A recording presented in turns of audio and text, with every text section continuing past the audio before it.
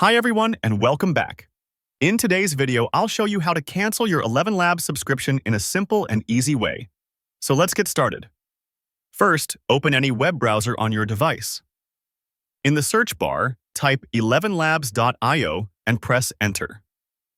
Once the website opens, make sure you log into your account. After logging in, look at the bottom left corner of the screen and click on your profile name. A menu will appear. Select Subscription from the list. Now you'll see the Manage Subscription option. Click on it, and a new dialog box will open. Scroll down and tap on the Cancel Subscription button. Next, click the Proceed button to continue. ElevenLabs will now ask you to select a reason for cancellation. Choose the option that best fits your reason and click Continue. Finally, confirm by clicking Cancel Subscription once again. And that's it. You've successfully canceled your ElevenLab subscription in just a few clicks.